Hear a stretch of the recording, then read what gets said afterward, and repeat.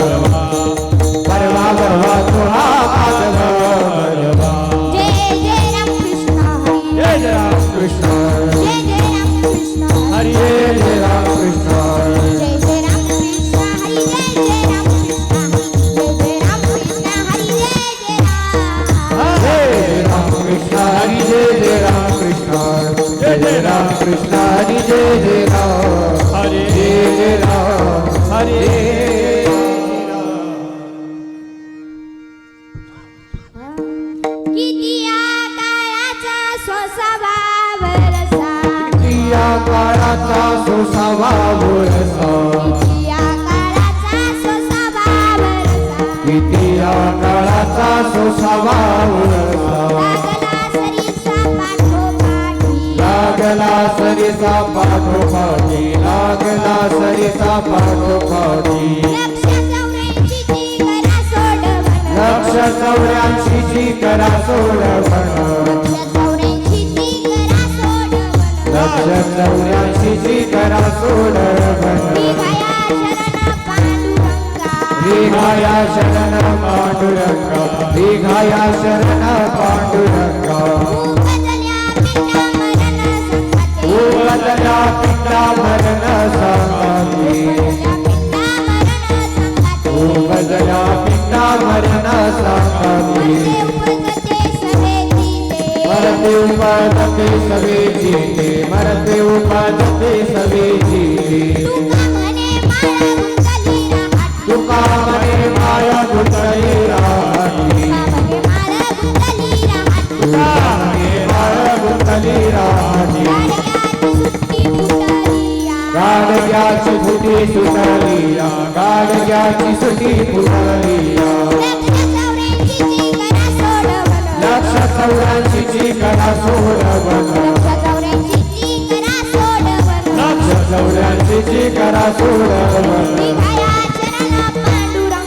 विघाया शरण पांडुरंगा विघाया शरण पांडुरंगा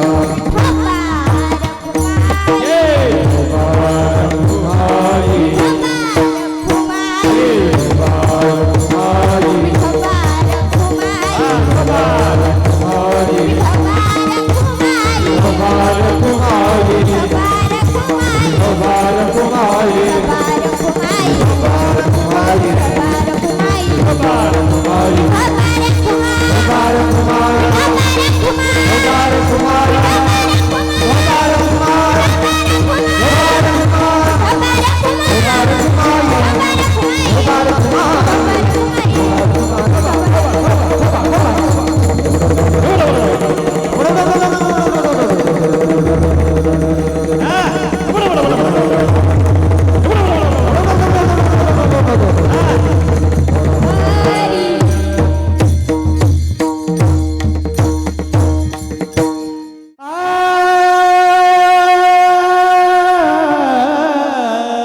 सोसावा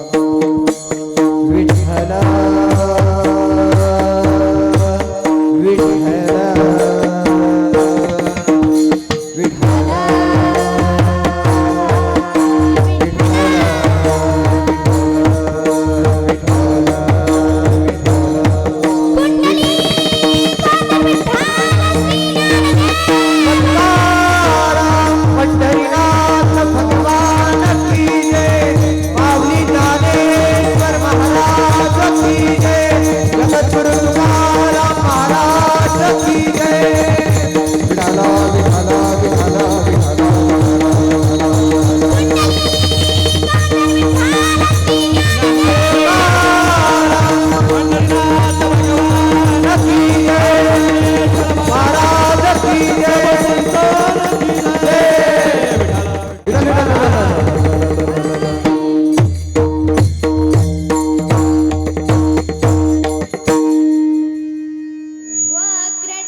वक्रतुंड महाकाय सूर्यकोटि समप्रभ निर्विघ्नं कुरु मे देव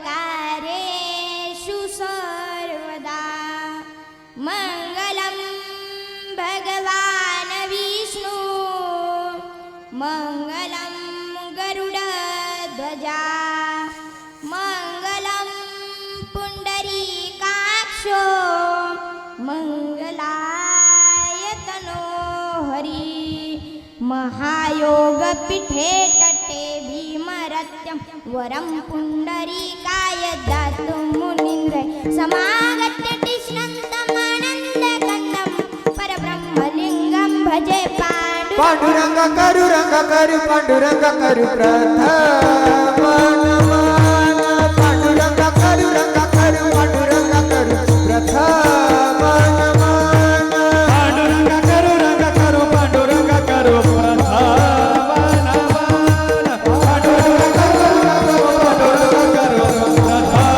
प्रथम पांडुरंग करू रंग करू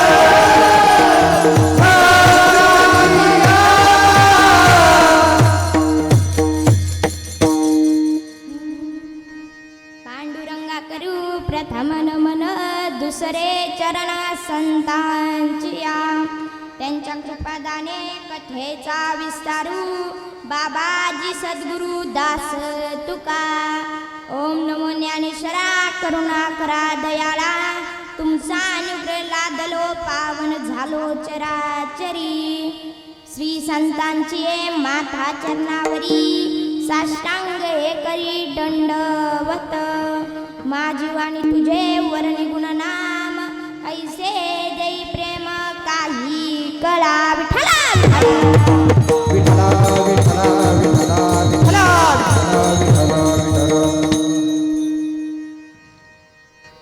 किती या काळाचा सोसावा वळसा लागला सरीसा पाठोपाठी आनंद कंद सच्चिदानंद घन परात्पर पूर्ण परब्रह्म प्रकाश भगवान परमात्मा आणि त्या भगवान परमात्म्याच्या सत्तेनं चालणारं हे संपूर्ण जग आणि या जगातील एक व्यक्तिमत्व, एक माता तत्व इहलोकात जन्माला आले, इहलोकाचे आयुष्य उपभोगले आणि इहलोकाचा निरोप घेतला आणि आज आपण त्यांचे वर्षश्राद्ध विधी करत आहोत. त्यांच्या पाठीमागे त्यांचा हा परिवार आहे. 2 मुले आहेत, बबन महादू इधाते, राजेंद्र महादू इधाते. 1 मुलगी आहे, रखुमाई आप्पा गवळी. 3 पुतणी आहेत, कुंडलिक सोपान इधाते, आनंदा गोविंद इधाते, अजित गोविंद इधाते. 3 नातू आहेत, पंकज बबन इधाते, अंकुश बबन इधाते, वैभव राजेंद्र इधाते. 1 नात आहे, वर्षा संदीप खेतमाळी.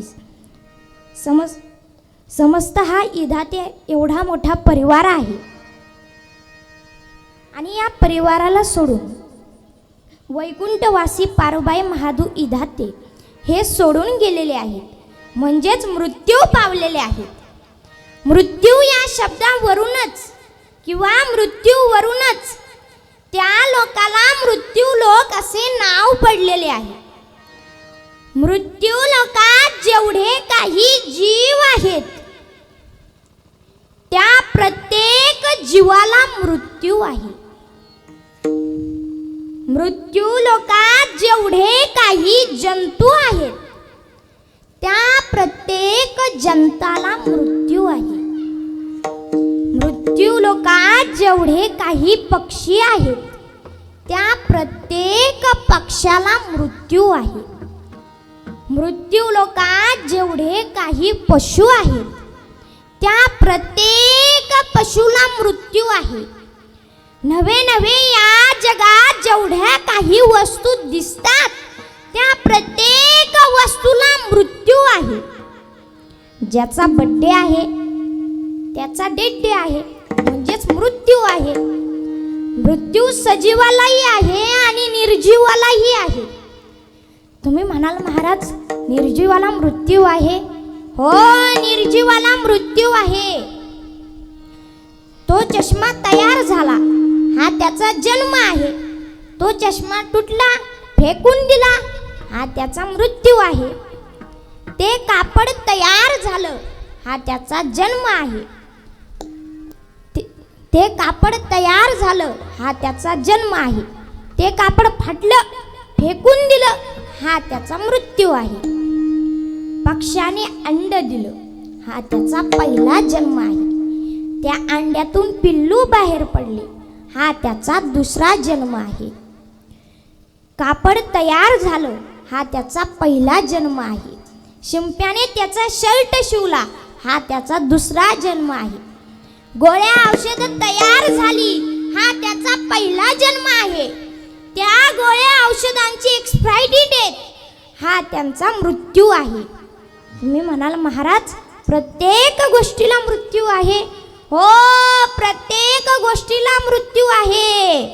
पंखा, गाडी, रेल्वे, विमान, चंद्र, सूर्य, तारे या सर्वांनाच मृत्यू आहे. पहिले कोटेज नव्हते काही, चंद्र, सूर्य, तारा नाही, अवघे शून्याची होती पाही. पहिले कोठेच नव्हते काही, पहिले कोठेच नव्हते काही, पहिले कोठेच नव्हते काही, पहिले कोठेच नव्हते काही. चंद्र सूर्य तारा नाही, चंद्र सूर्य तारा नाही, चंद्र सूर्य तारा नाही, चंद्र सूर्य तारा नाही. अवघे शून्याची होते पाही, अवघे शून्याची होते पाही, अवघे शून्याची होते पाही, अवघे शून्याची होते पाही. गाणवा तेरे तेरे तेरे, गाणवा तेरे तेरे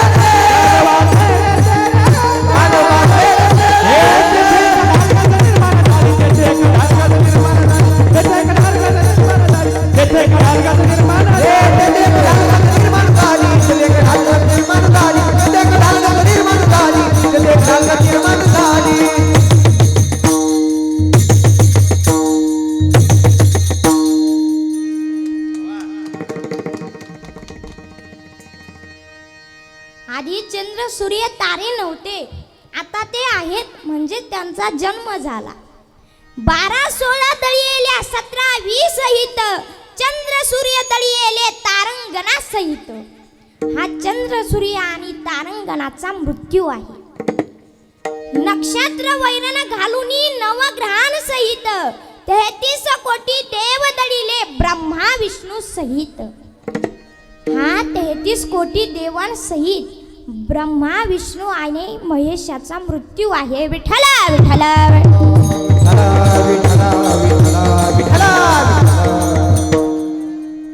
एकाच वाक्यात जर सांगायचे झाले तर प्रत्येक गोष्टीला मृत्यू आहे.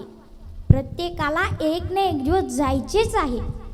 पण काही पठ्ठ्यांना वाटतं मी जाणारच नाही, मी जाणारच नाही, मी मरणारच नाही. अशा लोकांच्या बुद्धीची कीव येते. अरे हुशाराव जरा जगाकडे बघ, अरे हुशाराव जरा डोकं चालव, नुसता मूर्खाचा बाजार. एक हुशाराव होता, त्याला आईने सांगितले जा सासरवाडीला तुझ्या बायकोला घेऊन ये. हुशाराव निघाला सासरवाडीला. हुशारावला रस्त्यात एक जण भेटला. तो म्हणाला कुठे चालले हुशाराव? हुशाराव म्हणाला कुठे नाही सासरवाडीला चाललो. हा म्हणाला कशाला? हुशाराव म्हणाला बायकोला आणायला. हा म्हणाला अरे तुझी बायको येणार नाही, तुझी बायको येणार नाही. हा म्हणाला का? अरे ती विधवा झाली विधवा. हुशाराव म्हणाला ठीक आहे ठीक आहे, चालतंय चालतंय. हुशाराव गेला घरी. घरी गेल्यानंतर आईने विचारलं का रे हुशाराव बायकोला नाही आणलं? हुशाराव म्हणाला अगं आई ती येणार नाही. आई म्हणाली का? अगं आई ती विधवा झाली विधवा. आई म्हणाली अरे नालायका रे ठोंब्या रे नासक्या कांद्या, तू जिवंत असना ती विधवा होईलच कशी? हा म्हणाला अगं आई मी जिवंत असताना तू नाही का विधवा झाली? आई म्हणाली अरे घोड्या रे नासक्या कांद्या, तुझा बाप वारला म्हणून मी विधवा झाले. हा म्हणाला अगं आई तिचाही बाप वारला असेल मग ती ही विधवा झाली असेल.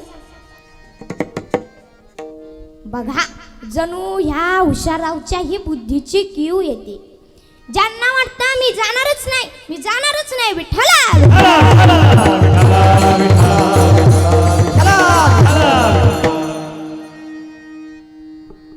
असे हुशाराव सारखे लोक जगामध्ये आहेत. त्यांना वाटतं मी जाणारच नाही, मी मरणारच नाही. पण ते मेल्याशिवाय राहत नाही. जो खाटीवर आला त्याला टाटीवर जावंच लागतं. जो जन्माला आला त्याला मरावंच लागतं. जो तरुण आहे त्याला म्हातारा व्हावं लागतं आणि एक ना एक दिवस जावंच लागतं.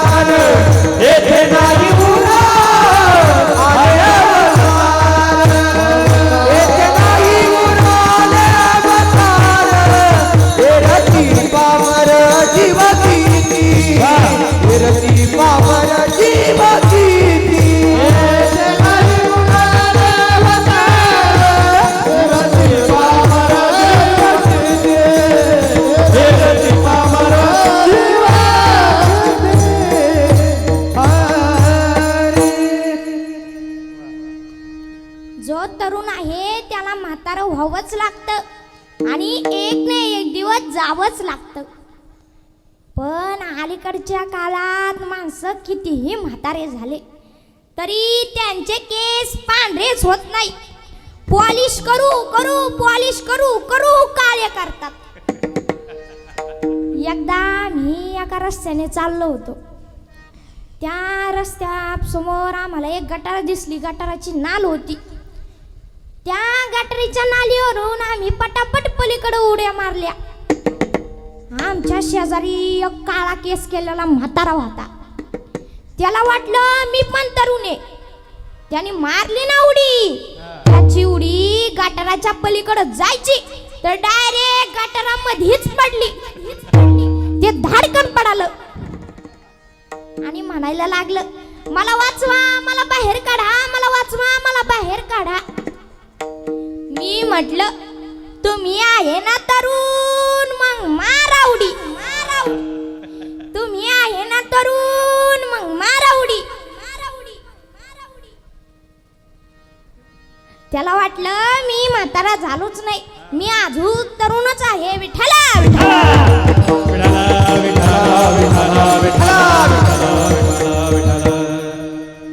आता या ठिकाणी प्रश्न निर्माण होतो की माणूस मरतो, पण माणूस किती वेळा मरतो? तर या प्रश्नाचं उत्तर आहे पुनरपि जननम पुनरपि मरणम पुनरपि जननी जठरे शयन या संसारे खुलदुस्तारे कृपया पारे ताहे पुरारे भज गोविंदम भज गोविंदम भज गोविंदम मूढमती. माणूस मरतो, पण माणूस किती वेळा मरतो? तर अनेकदा, पुन्हा पुन्हा माणूस मरतो. पण माणूस कसा मरतो? तर भगवान श्रीकृष्ण आपल्या गीतेमधून सांगतात, वासांशी जीर्णामी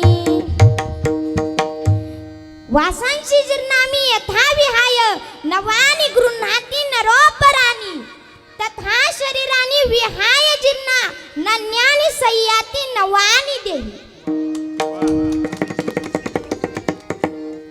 याच श्लोकाचे चिंतन करताना ज्ञानोबराय म्हणतात, जैसे जीर्ण वस्त्र सांडीजे मग नूतन वेढीजे तैसे देहांतराते स्वीकारिंजे चैतन्य नाथे. माणूस मरतो, पण माणूस किती वेळा मरतो? तर अनेकदा, पुन्हा पुन्हा. हा काळ आपल्या पाठीमागे लागलेला आहे. प्रत्येकाला जावंच लागणार आहे. आणि हेच संत तुकाराम महाराज आजच्या भंगाच्या प्रथम चरणातून काळाचा सोसावा बळाचा, किती या काळाचा सोसावा बळाचा, किती या काळाचा सोसावा बळाचा, किती या काळाचा सोसावा बळाचा, किती या काळाचा सोसावा बळाचा, किती या काळाचा सोसावा बळाचा, किती या काळाचा सोसावा बळाचा, किती या काळाचा सोसावा बळाचा. हे लागला सरीचा पाठोपाठी, लागला सरीचा पाठोपाठी, लागला सरीचा पाठोपाठी, लागला सरीचा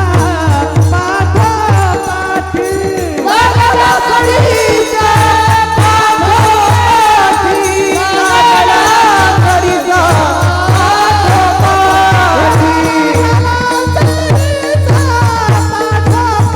पाठोपाठी, लागला सरीचा पाठोपाठी, लागला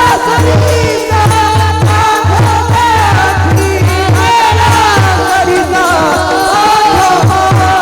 लक्ष 84 ची करा सोडवण, लक्ष 84 ची करा सोडवण, लक्ष 84 ची करा सोडवण, लक्ष 84 ची करा सोडवण, लक्ष 84 ची करा सोडवण, लक्ष 84 ची करा सोडवण, लक्ष 84 ची करा सोडवण, लक्ष 84 ची करा सोडवण.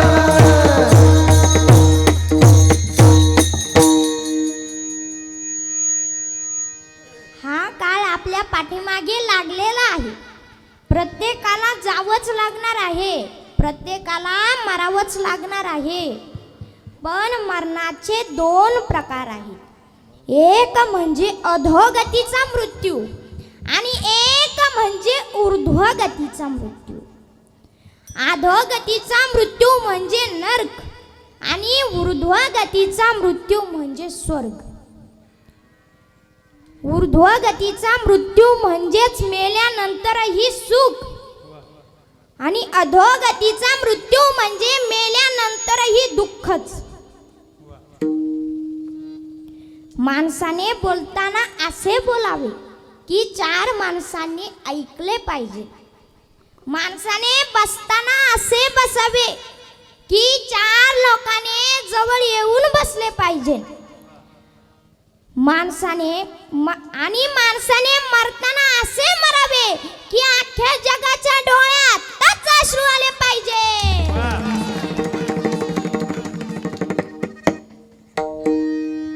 विठ्ठला विठ्ठला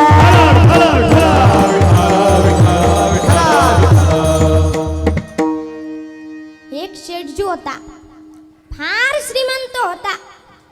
त्याने कधी दान केला नाही, धर्म केला नाही, शेजाऱ्याला कधी उधारही दिलं नाही, नवे बायकोला कधी साडी सुद्धा आणून दिली नाही.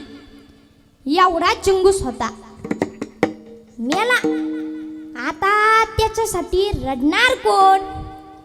मग त्याच्या बायकोनं 4 महिला रोजाने रडायला लावल्या.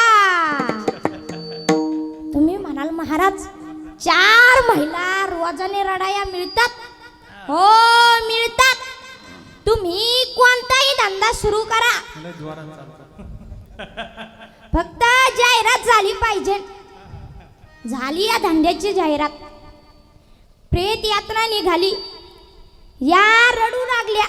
रडता रडता एकीचं लक्ष वर गेले. वर एक जांभळाचे झाड होते. जांभळं पिकलेली होती. हिला ती खाऊ वाटली, पण खावी कशी? प्रेत यात्रा चालली.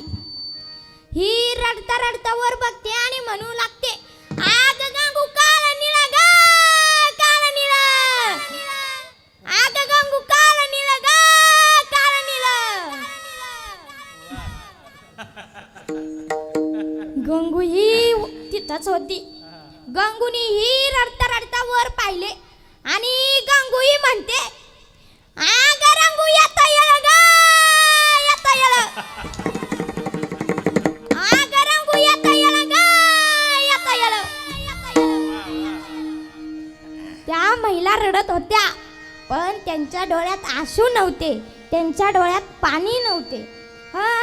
मोले घातले रडाया, मोले घातले रडाया, मोले घातले रडाया, मोले घातले रडाया, हे मोले घातले रडाया, मोले घातले रडाया, मोले घातले रडाया, मोले घातले रडाया.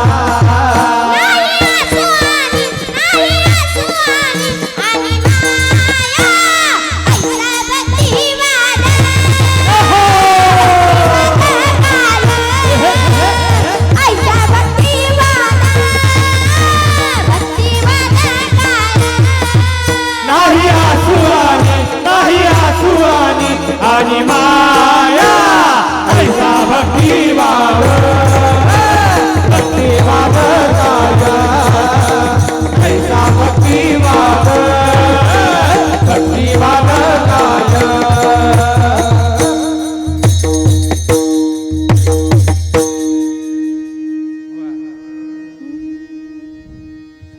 त्या महिला रडत होत्या, पण त्यांच्या रडण्यात भाव नव्हता, त्यांच्या डोळ्यात आसू नव्हते. आणि आपल्यासाठी कोण मरत नसतं, आपल्यासाठी कोण मरत नसतं, आपल्यासाठी आपणच असतो. सीता के रखवाले राम थे, जब हरण हुआ तब कोई नहीं. द्रौपदी के 5 पांडव थे, जब वस्त्र हरण हुआ तब कोई नहीं। रावण तो असुरों का राजा था, जब युद्ध भूमि पर मर पड़ा तब कोई नहीं। अभिमन्यु के मामा श्री कृष्ण थे, अभिमन्यु के मामा श्री कृष्ण थे। जब अभिमन्यु चक्रव्यूह में गिर पड़ा तब कोई नहीं। गांधी तो भारत के महात्मा थे, जब गोली लगी तब कोई नहीं। राजीव तो भारत के पंत प्रधान थे, जब बॉम्ब फटा तब कोई नहीं। सच है दुनिया वालों, इस संसार में अपना कोई नहीं। विठला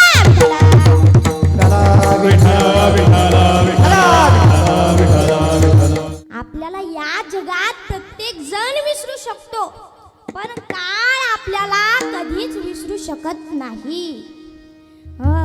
किती या काळाचा 100वा वळसा, लागला सरीसा पाठोपाठी। आपण अभंगाच्या पहिल्या चरणाचा भावार्थ पाहिला, आता आपण अभंगाचे दुसरे चरण पाहू। विठ्ठला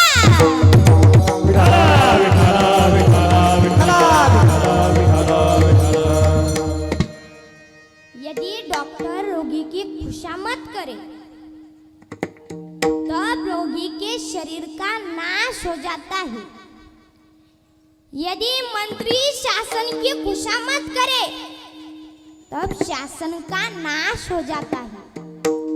यदि धर्मगुरु शिष्य की खुशामद करे तो धर्म का नाश हो जाता है।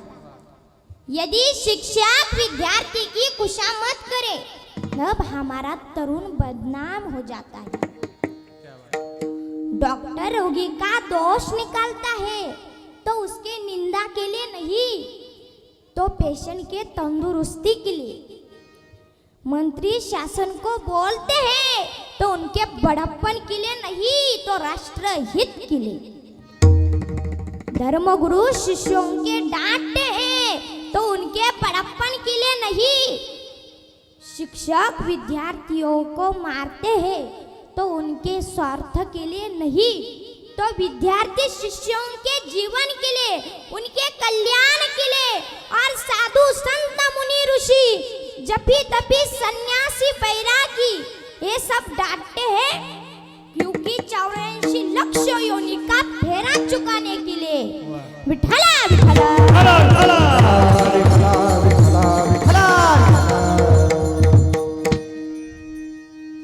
या 84 लक्ष योनीच्या फेऱ्यातून जर आपल्याला सुटायचे असेल तर एकच उपाय आहे, दुसरा उपाय नाही। आणि तो उपाय म्हणजे आपले मन पांडुरंगाच्या चरणी लावले पाहिजे, मनाला आवर घातला पाहिजे। आणि मना इतकं महत्वाचं काहीच नाही। जेवढी मोठी जमीन बनवल्या जाते तेवढे मोठे घर बनवल्या जात नाही, कारण जमिनीपेक्षा घर लहानच असते। जेवढे मोठे घर बनवले जाते तेवढा मोठा दरवाजा बनवला जात नाही, कारण घरापेक्षा दरवाजा लहानच असतो।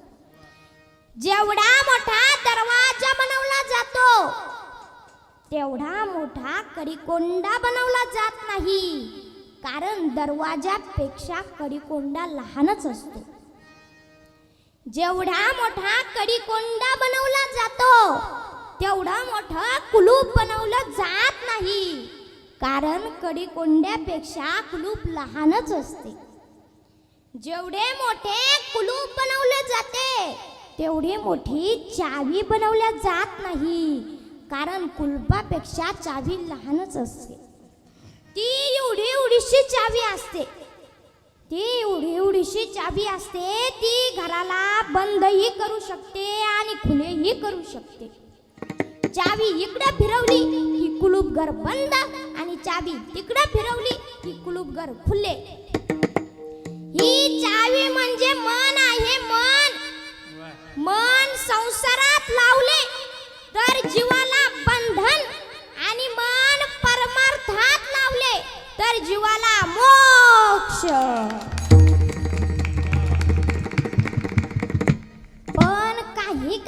ज्यांच्या चाव्या संसारातही लागत नाही आणि परमार्थातही लागत नाही, त्यांच्या चाव्या 5 वाजला की दारू प्यायला जातात, म्हणजे टिंब टिंब प्यायला जातात. एक उदाहरण सांगते, भजन करा.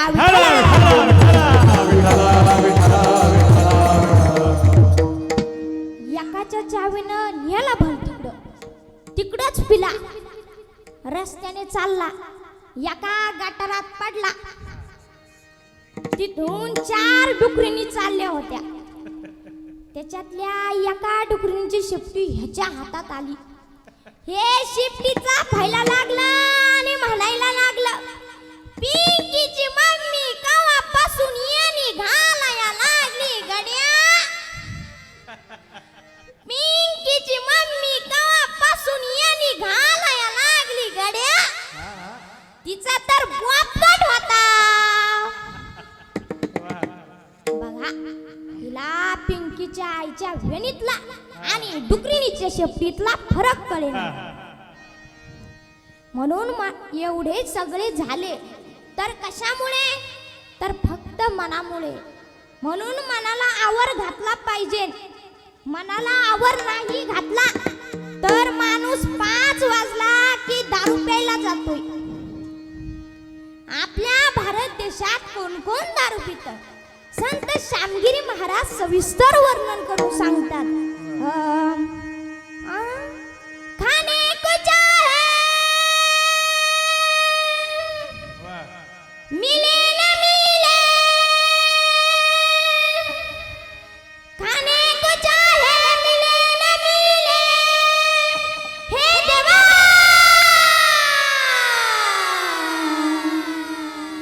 हुए शराबी अब भारत में, दारू मदिरा पीते, हुए शराबी अब भारत में, दारू मदिरा पीते, हुए शराबी अब भारत में दारू मदिरा पीते, हुए शराबी अब भारत में दारू मदिरा पीते.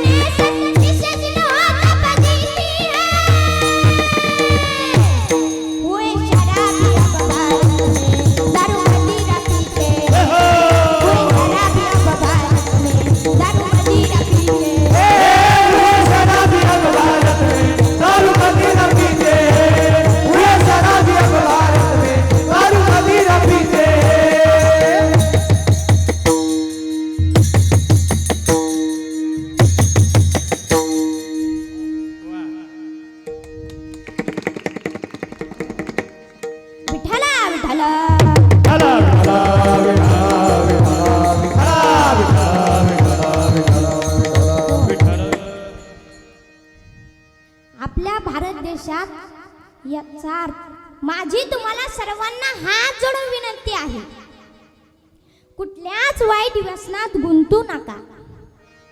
संत श्यामगिरी महाराजांनी सविस्तर वर्णन केलेले आहे.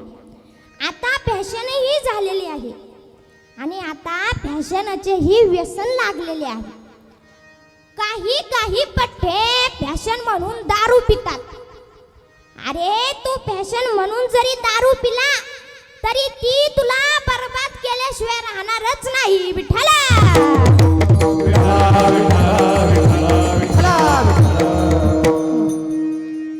याचा अर्थ सर्वच दारू पितात असा नाही. एका गावात 500 तरुण होते. त्याच्यातले 10 तरुण दारू पितात. बाकीचे 490 तरुण अभ्यास करून पुढे जातात, काम धंदा करतात, पैसे कमवतात, माता पित्यांची सेवा करतात. आणि जे माता पित्यांची सेवा करतात त्यांना माझे त्रिवार वंदन.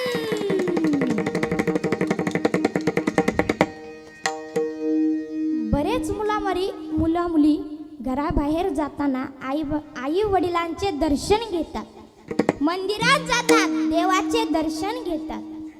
आणि त्यांना आई बापाचं दर्शन न घेणारे, मंदिरात न जाणारे काही बहादर चढवतात.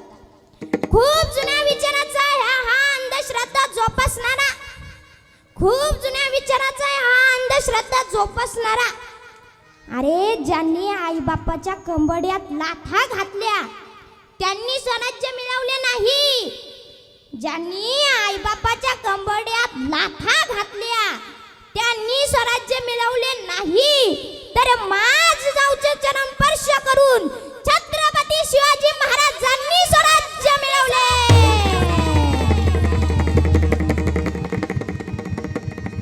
कलम नव्हता, कायदा नव्हता, तरी सुखी होती प्रजा. कलम नव्हता, कायदा नव्हता, तरी सुखी होती प्रजा. कारण सिंहासनावर बसला होता माझा शिवाजी राजा.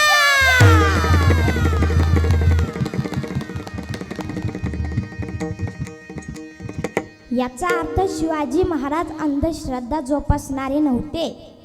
आमचे राजे विचारवंत होते. ज्याला कपडे किती घालावी, कशी घालावी याची अक्कल नाही, त्यांना म्हणावं देवाचं दर्शन घेणं ही अंधश्रद्धा आहे. त्यांना म्हणावं देवाचं दर्शन घेणं ही अंधश्रद्धा आहे. पण आज खरी अंधश्रद्धा काय आहे तर सांगते, ध्यान देऊन ऐका. पण तुमचं लक्ष आहे ना, तुमचं ध्यान आहे ना. पण नाहीतर काही काही माणसं बसलेली असतात कीर्तनात आणि लक्ष असतं भलतिकडच. एकदा आमच्या बाबांची कथा चालू होती. त्या कथेत एक आजी सारख्या रडायच्या. कथा झाल्यानंतर बाबांनी त्या आजीला विचारलं, का हो आजी, तुमचा परमार्थ विषयी किती भाव आहे? त्या आजी म्हणाल्या, अरे बाबा, कशाचा भाव आणि कशाचा काय? बाबा म्हणाले, आजी तुम्ही कथेत किती रडत होत्या?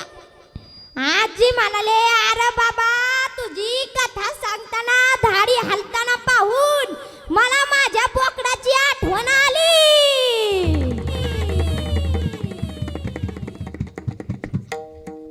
त्याला मागच्या वर्षीच 20,000ला विकला होता. बाबा म्हणाले, आजी बोकडाला विकला 20,000ला, पण मला नका विकू. विठ्ठला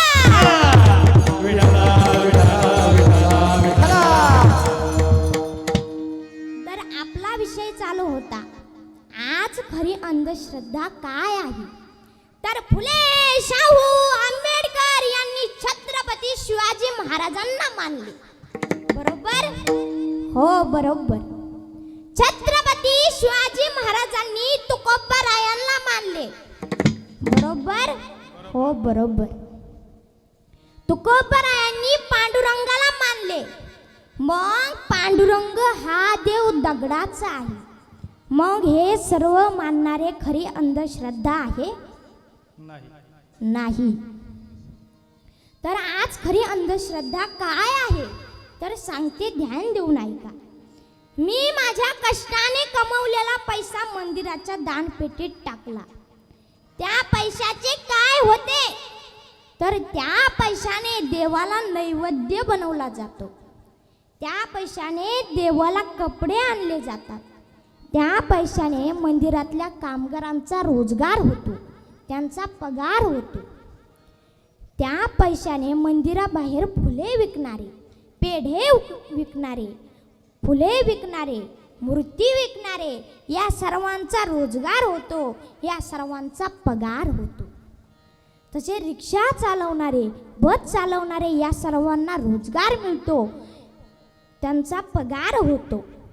आणि खोटी बुवाबाजी यांचा आम्ही तिरस्कार करतो आणि तो तिरस्कार आमच्या साधू संतांनीही केलेला आहे.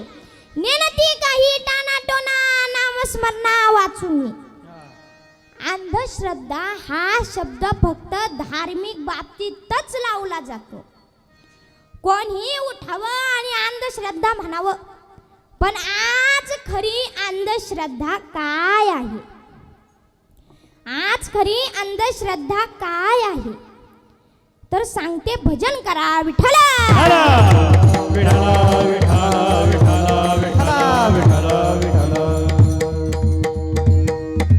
हो.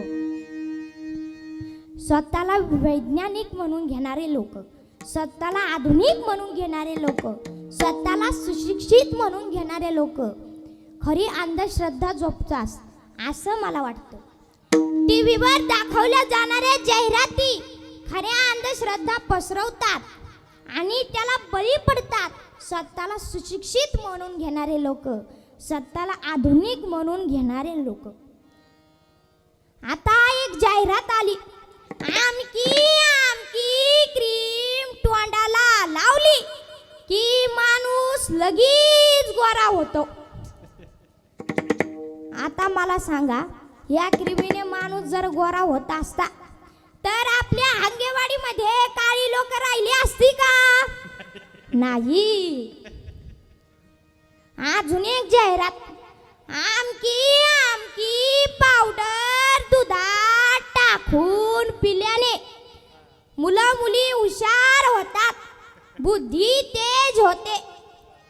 आता मला सांगा, शंकराचार्य, भास्कराचार्य, संत ज्ञानेश्वर महाराज या पावडरी पिल्या होत्या का? ते हुशार नव्हते का? आणि या पावडरी पिणारे किती मुलं मुली हुशार झाले का? ही खरी अंधश्रद्धा आहे, हे खोटं नाही का? अजून एक जाहिरात, आमका आमका सेंट मारला की स्त्रिया लगेच पुरुषाच्या मागे लागतात. आता मला सांगा बरं, हा सेंट मारल्याने जर स्त्रिया पुरुषाच्या मागे लागत असत्या तर आपल्या हंगेवाडीमध्ये 40-40 पोरं बिना लग्नाची राहिली असती का? नाही. ही खरी अंधश्रद्धा आहे, हे खोटं आहे. अजून एक जाहिरात, एकाला एक साबण घावला, त्याने तो साबण लावला, लगेच त्याची भीती गायब झाली. ही खरी अंधश्रद्धा आहे, हे खोटं आहे. अजून एक जाहिरात, एकाला उंचावरून उडी मारायची, त्याने एक कोल्ड्रिंकची बाटली घेतली, बाटली पिला आणि त्याच्यामध्ये शक्ती आली आणि त्याने उंचावरून उडी मारली तरी त्याला काहीच झालं नाही. ही खरी अंधश्रद्धा आहे, हे खोटं आहे. नाव ठेवी लोकाला आणि शिंबूड आपल्या नाकाला. विठ्ठला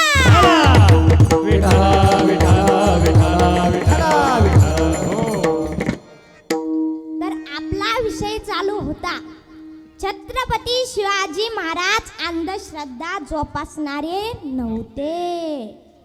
अशा महान राजाला कोणी घडवलं तर जिजाई साहेबांनी घडवलं. तर त्या जिजाई साहेबांना माझा मानाचा मुजरा, मानाचा मुजरा, मानाचाच मुजरा. धन्य धन्य थोराई शिवरायांची जिजाई. धन्य धन्य थोराई शिवरायांची जिजाई.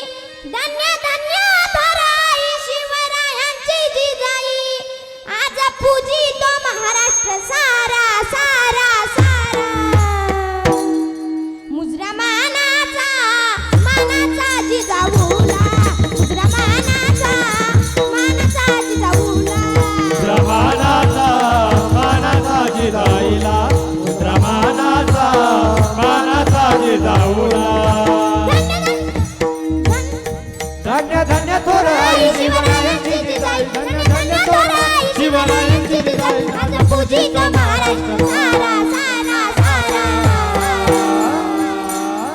मुजरा मानाचा मानाचा जिजाऊला मानाचा जिजाऊला मानाचा जिजाऊला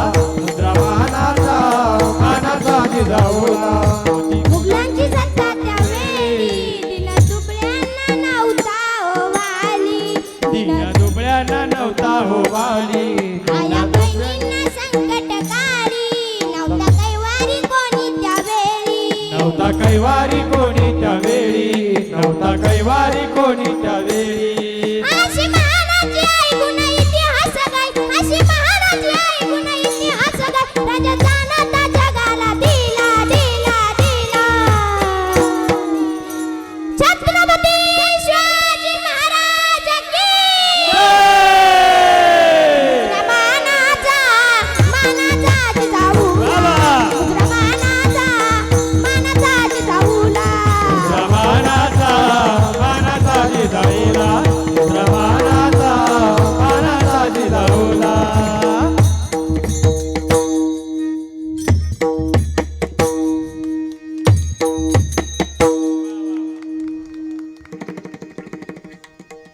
अशा राजाला कोणी घडवलं तर महाजिजाई साहेबांनी घडवलं तर त्या महाजिजाई साहेबांना माझा मानाचा मुजरा मानाचा मुजरा आणि छत्रपती शिवाजी महाराजांसारखे महापुरुष 21 पिढ्यांचा नव्हे 42 पिढ्यांचा नव्हे तर सर्वच पिढ्यांचा उद्धार केल्याशिवाय राहणारच नाही कारण छत्रपती शिवाजी महाराजांनी तुकोबारायांना मानले स्वामी समर्थांना मानले तुळजाभवानीला मानले आणि सर्वांना मुघलेच्या सत्तेतून वाचवलं आणि स्वतःही 84 लक्ष योनीच्या फेऱ्यातून सोडवण करून घेतली आणि हे संत तुकाराम महाराज आजच्या भंगाच्या दुसऱ्या चरणात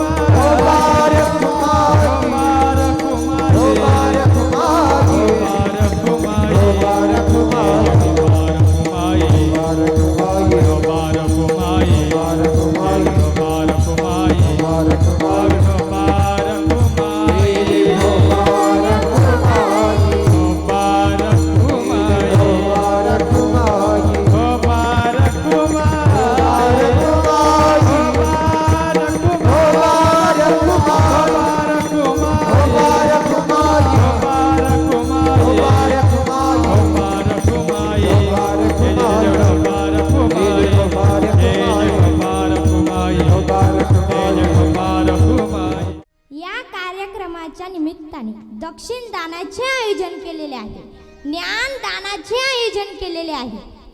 तसेच या कीर्तनाला साथ संगत आपले गायनाचार्य महाराज मंडळी आहे, त्यांचे सुद्धा आभार मानते.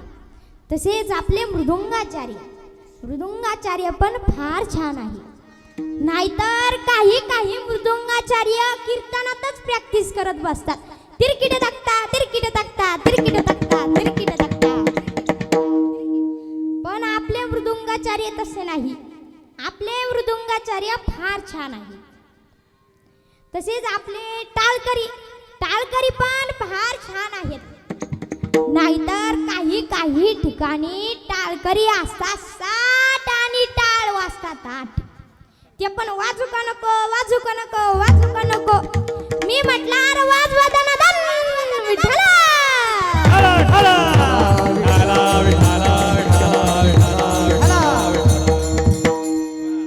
मी एका ठिकाणी प्रमाण म्हणाले, शिव भोळा चक्रवर्ती त्याचे पाय माझी चित्ती. टाळकरी म्हणाले मागू, शिव भोळा चक्र मूर्ती त्याची माय माझी चुलती. मी म्हटलं अरे त्या शिवाला त्या भोळ्याला मायच नाही, ती तुझी कशी चुलती होईल.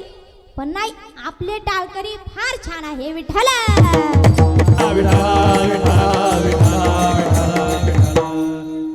आणि या परिवाराने एवढा मोठा कार्यक्रम आयोजित केला, त्यांचे सुद्धा आभार मानते.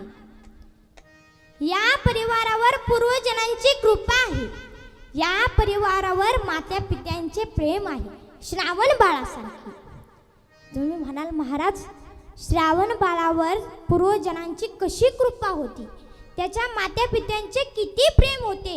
तर या जगात आपल्या आईवडिलांचे प्रेम आपल्या मुलावर नव्हते, तेवढे प्रेम श्रावण बाळाच्या आई वडिलांचे श्रावण बाळावर होते.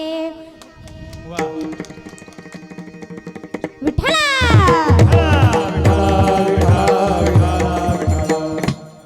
एक रामायणातील कथा आहे.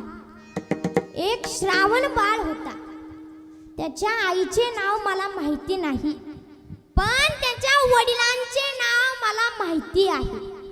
पण ते नाव मी तुम्हाला सांगणार नाही. सांगू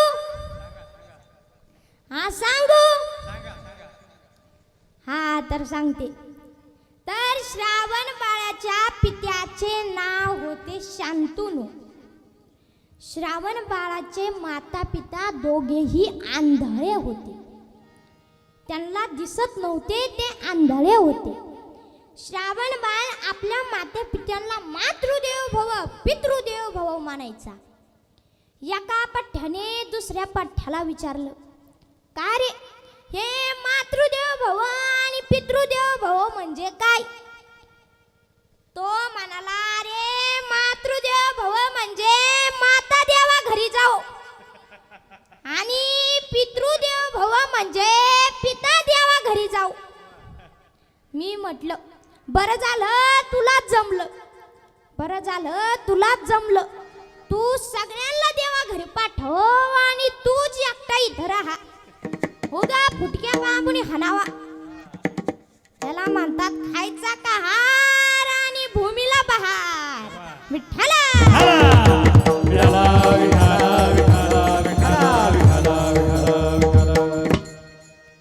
श्रावण बाळ आपल्या माता पित्यांची सेवा करायचा, आज्ञा पालन करायचा.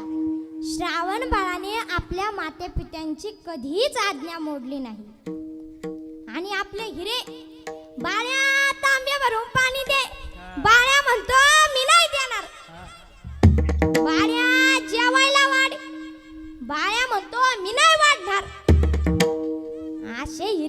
कधी आई बापाची सेवा करणार?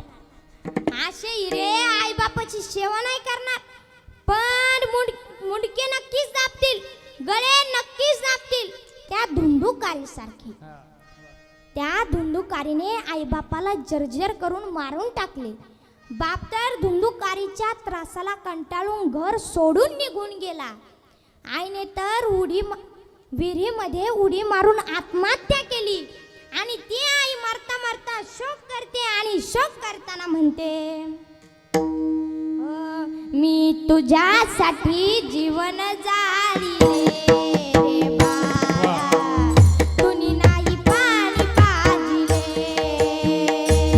मी तुझ्यासाठी जीवन जाळी रे बाळा, तुनी नाही पाणी पाजिले. हे मी तुझ्यासाठी जीवन जाळले बाळा, तुने नाही पाणी पाजिले.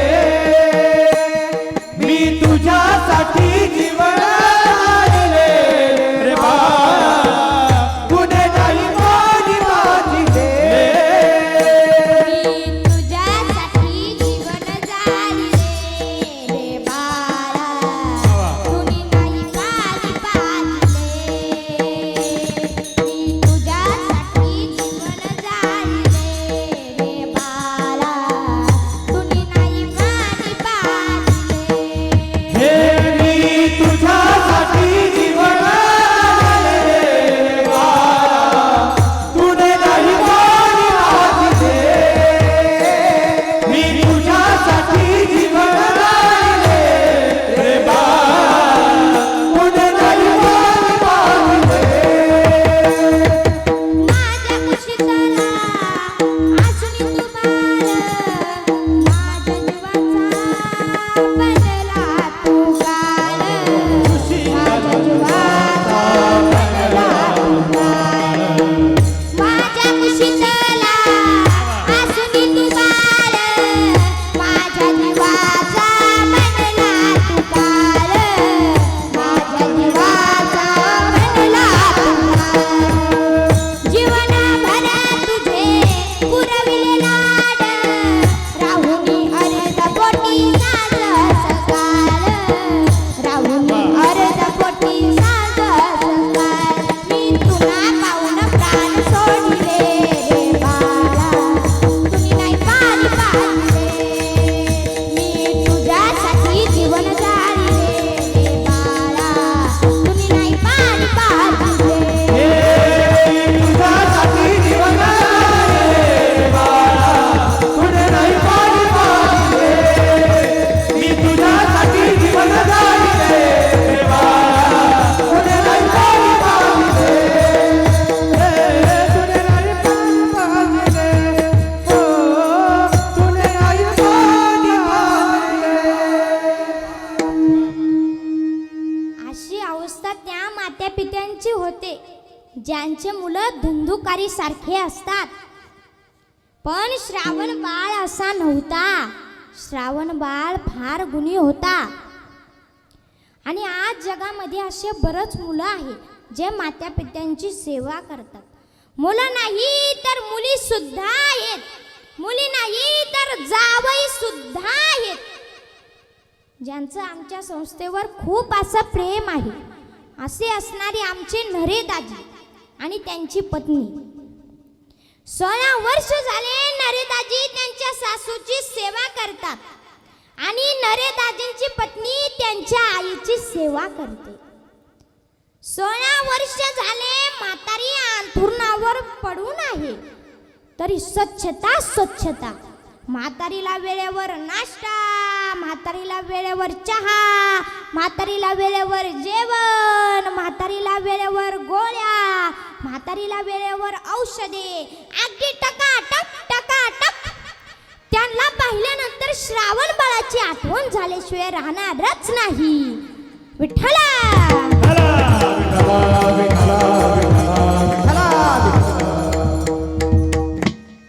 तर आपला विषय चालू होता.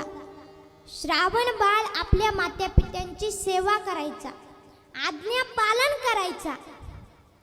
एकदा अंध माता पिता एकमेकांशी गप्पा मारत बसले होते. गप्पा मारता मारता दोघे एकमेकांना म्हणाले, काशी यात्रेला जावं वाटतं, काशी यात्रेला जावं वाटतं. आणि हेच चालता चालता ओझरता श्रावण बाळाने ऐकले. श्रावण बाळाने विचार केला, हे दोघे तर आंधळे आहे, कशी काशी यात्रा शक्य आहे. पण तो पण श्रावण बाळ होता. त्याने काही दिवसात एक कावड तयार केली आणि आई वडिलांसमोर ठेवली आणि म्हणाला, बाबा हे बघा काय आहे, आई हे बघा काय आहे. आणि त्यांना डोळे नव्हते आणि सर्वच गोष्टी डोळ्याने पाहायच्या नसतात. काही गोष्टी हाताने चापून पाहिले आणि म्हणाले, बाळा ही तर कावड आहे, बाळा ही तर कावड आहे. हो आई ही कावड आहे, हो बाबा ही कावड आहे. आई तू या पारड्यात बसायचं, बाबा तुम्ही या पारड्यात बसायचं. आणि मी कावड खांद्यावर घेणार आणि मग आपण काशी यात्रा करणार. हे शब्द ऐकताच श्रावण अंध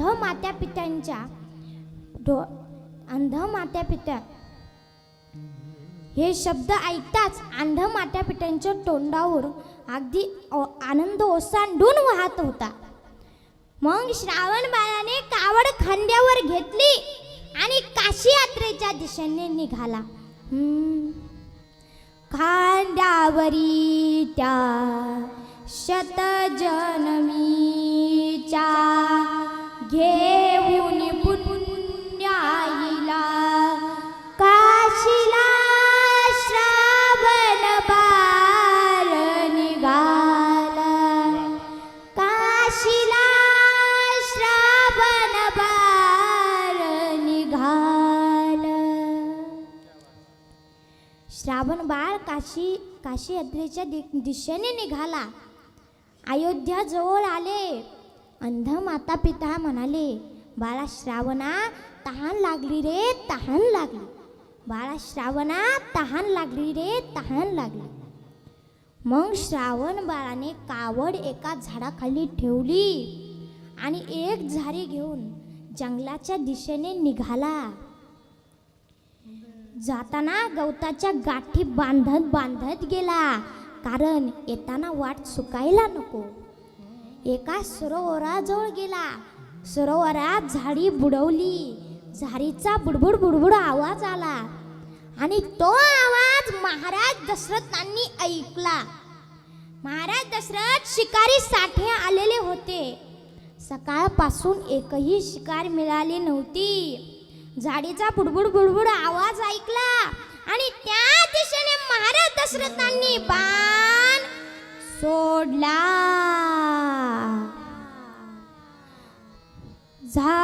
झाडाखाली कावड ठेवी, जलाशयामध्ये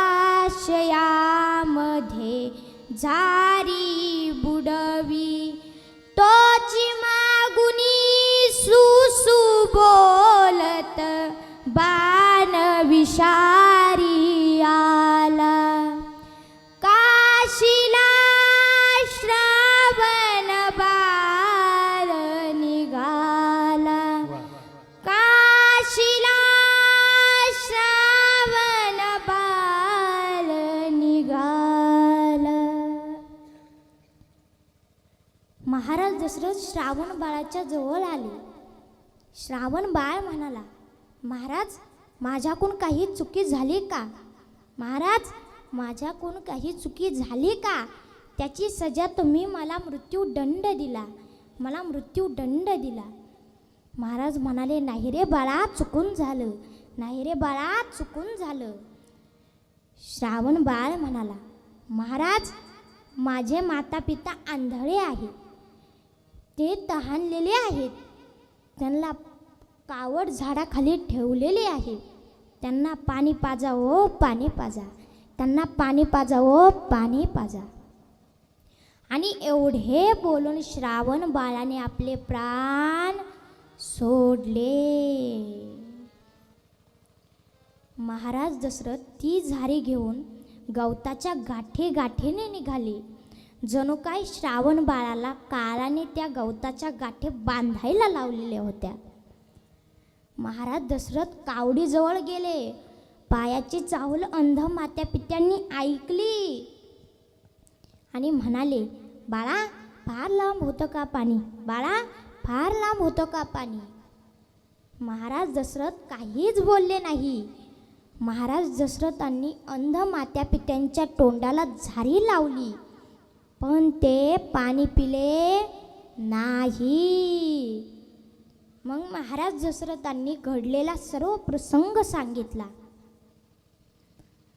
आणि मग अंध माता पित्यांना महाराज दशरथांनी श्रावण बाळाच्या जवळ नेऊन पोचवले. अंध माता पित्यांनी श्रावण बाळाला कवटाळले आणि मोठ्याने हंबरडा फोडला. बाळा श्रावणा सांग का रे, झोपला कोण्या चांडळाने प्राण तुझा घेतला.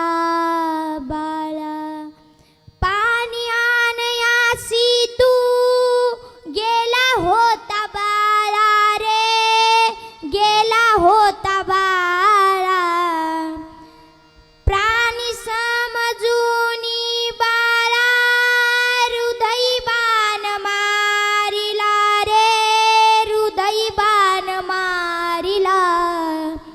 हाजी दुखाचा डोंगर पेटला कोण्या चांडळान प्राण तुझा घेतला. बाळा अंध माता पिता म्हणाले, बाळा तू आमचा मुलगा नव्हतास, तर तू आमचा पालन पोषण करणारा होतास. तू आमच्या आंधळ्याची काठी होतास बाळा, आमच्या आंधळ्याची काठी होतास. आमच्या आंधळ्याची काठी कोण आहे जान बाळा, कोण आहे जान रे. आमच्या आंधळ्याची काठी कोण आहे जान बाळा, कोण आहे जान रे. हाजी दुखाचा डोंगर कोपला कोण्या चांडळान प्राण तुझा घेतला. बाळा अंध मात्या पित्यांनी दोघांचे हात हातात घेतले आणि जंगलातील वाळलेली लाकडं गोळा केली, चिता रचली. बाळाला चितेवर ठेवलं. अग्नी डाग देताना परत एकदा मोठ्याने हंबरडा फोडला. एका जनार्दनी बाळा रचिएली चित्ता रे, रचिएली चिता. एका जनार्दनी बाळा रचिएली चित्ता रे, रचिएली चिता. राम राम मोननी प्राण सोडिले कोण्या चांडळाने प्राण तुझा घेतला.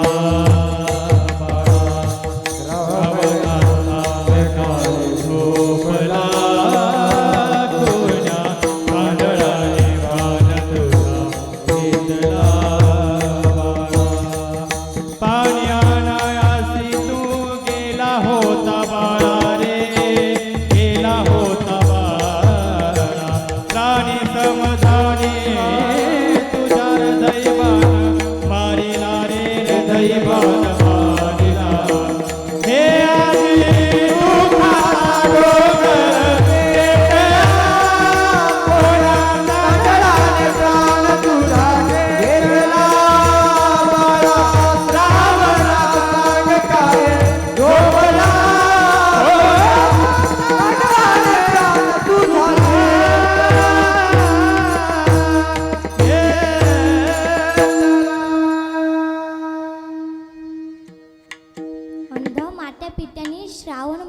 चितेला अग्नी डाग दिला आणि अंध मात्या पित्यांनी प्राण सोडले. मुलासाठी आई बापाने प्राण सोडले. विठ्ठला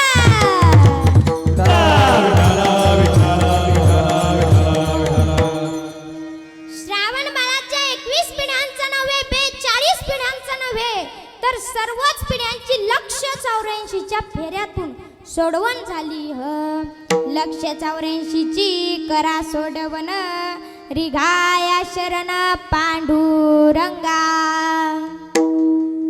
विठ्ठला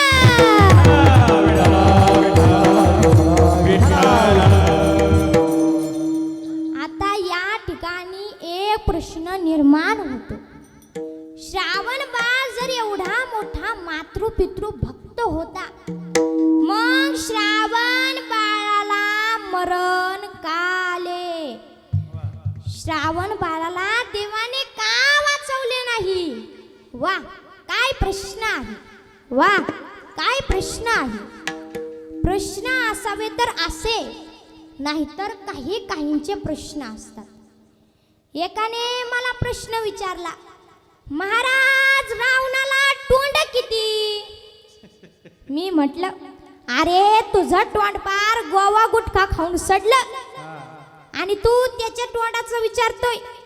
आधी तू तो तोंड बघ. तरी सुद्धा मी सांगितले, रावणाला तोंड 10. ह्याच्यावर तरी गप्प बसव ना, पण नाही, गप्प बसणारच नाही. तो म्हणाला, महाराज ती कशी होती? मी म्हटलं, ती कशी का असणार, तुला काय घेणं देणं आहे? पण नाही, ती कशी होती? मी म्हटलं, मग मी पण लावलं डोकं. इकडून 5, इकडून 4 आणि मधोमध 1. त्याने परत प्रश्न विचारला, मग महाराज रावण झोपायचा कसा? मी म्हटलं, पालथा झोपायचा. मग हा म्हणला, त्याची ढिरी दाबल्यानंतर. मी म्हटलं, अरे तुझी ढिरी पार शर्टाची बटन तोडून बाहेर आली आणि तू त्या रावणाच्या ढिरीचं विचारतोय. आधी तू तुझी ढिरी बघ. तरी सुद्धा मी सांगितलं, उजव्या कुशीवर झोपायचा.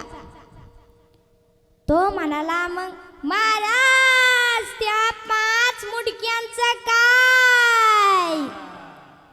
मी म्हटलं, अरे रावण जिथे झोपत होता तिथं झोपताना इकडून एक मोठा खड्डा खांदायचा आणि तिकडून एक मोठा खड्डा खांदायचा.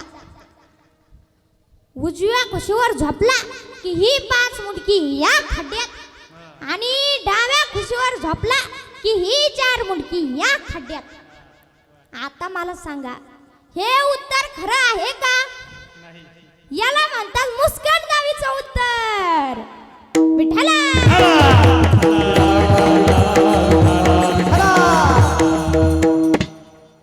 अरे तो रावण होता, रावण. 7 कोटी घरं शुद्ध कांचनाची त्याच्याकडे एवढी संपत्ती होती आणि तो खड्डे खांदत बसन का? खरं म्हणायला याला खड्डे खांदायला लावलं पाहिजे. खरं म्हणायला याला खड्डे खांदायला लावलं पाहिजे. तर आपला प्रश्न चालू होता की श्रावण बाळ जर एवढा मोठा मातृपितृ भक्त होता, मग श्रावण बाळाला मरण का आले? श्रावण बाळाला देवाने का वाचवले नाही? तर या प्रश्नाचं उत्तर आहे, श्रावण बाळाच्या मात्या पित्यांचे आयुष्य आता संपत आलेले होते. म्हणजे श्रावण बाळाचे सेवा कार्य करण्याचे कार्य परिपूर्ण झालेले होते. म्हणून श्रावण बाळाला आणि श्रावण बाळाच्या आई वडिलांना मरण आले. आणि या सृष्टीचा नियम आहे, जो जन्माला आला त्याला मरावंच लागतं. जो तरुण आहे त्याला म्हातारा व्हावंच लागतं आणि एक ना एक दिवस जावंच लागतं. आणि हेच संत तुकाराम महाराज आजच्या अभंगाच्या तिसऱ्या उपजल्या पिंडा मरण संगाते उपजल्या पिंडा पिंडा पिंडा मरण संगाते उपजल्या पिंडा मरण उपजल्या पिंडा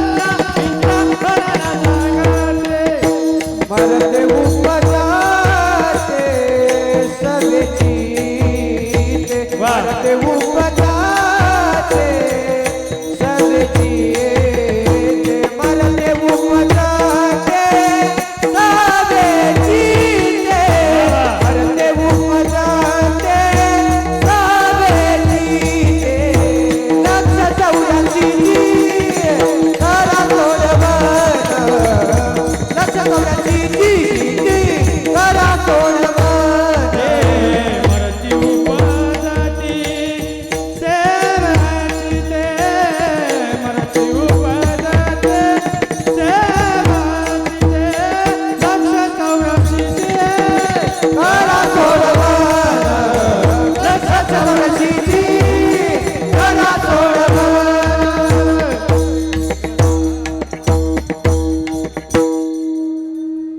तुकाराम महाराज म्हणतात जे शरीर जन्माला आलं त्याला मरावंच लागतं, खाली हात जावं लागतं, खाली हात यावं लागतं, पण आपण खाली हात जायचं नाही.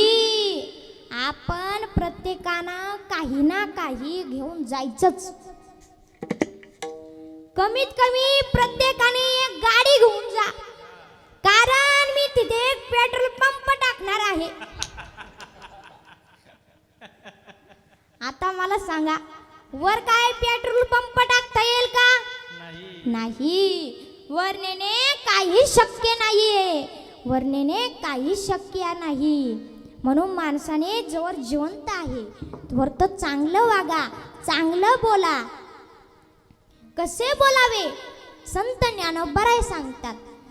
साच आणि मवाळ मित्रे आणि रसाळ शब्द जैसे कल्लोळ अमृताचे. ज्ञानेश्वर माऊली ज्ञानराज माऊली ज्ञानेश्वर माऊली ज्ञानराज माऊली ज्ञानेश्वर माऊली ज्ञानराज माऊली ज्ञानेश्वर माऊली ज्ञानराज माऊली हो.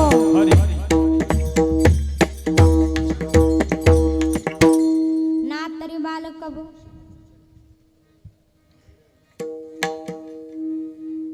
तुका म्हणे बाळा गुंतले राहाणे तुका म्हणे बाळा गुंतले राहाणे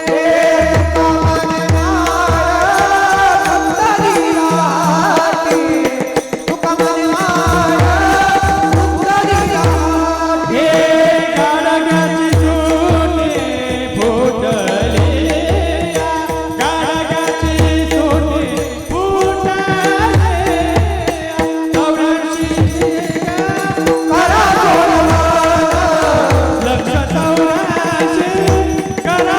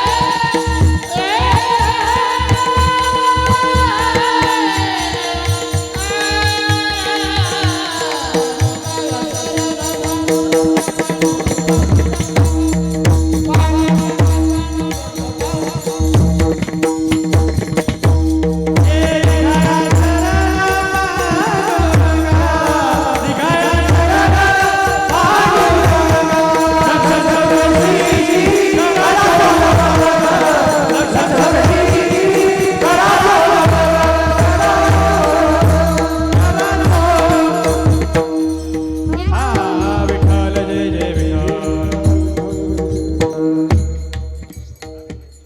ना तरी बालक बोबडा बोली का वाकुडा विचुका पावली त्याचा जकरणी माऊली रिझे जवी. झालेली सेवा भगवंताच्या चरणी अर्पण करते. झालेली सेवा साधू संतांच्या चरणी अर्पण करते. झालेली सेवा माझे गुरुवर्य बालयोगी ब्रह्ममूर्ती बाबाजी महाराज चाळक यांच्या चरणी अर्पण करते. झालेले माझे आजी आजोबा यांच्या चरणी अर्पण करते. तसेच या परिवाराने एवढा मोठा कार्यक्रम आयोजित केला त्यांचे सुद्धा आभार मानते. जसे टाळकरी गायनाचार्य मृदुंगाचार्य हार्मोनियम यांचे सुद्धा आभार मानते. साऊंड सिस्टीम यांचे सुद्धा आभार मानते. परत एकदा सर्वांचे आभार मानते आणि सेवेला पूर्ण विराळ विठ्ठल विठ्ठल जय